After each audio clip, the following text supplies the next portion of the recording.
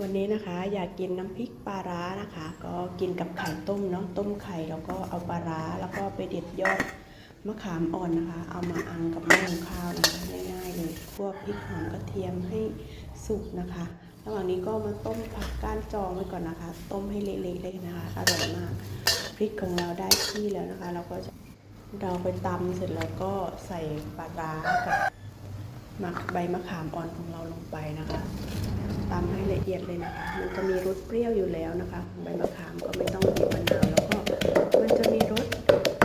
เค็มอยู่แล้วของปลาร้านะคะเราไม่ต้องใส่น้ำปลานะคะแต่ว่าใส่ชูรสอย่างเดียวนะนี่ค่ะเราก็ตำไป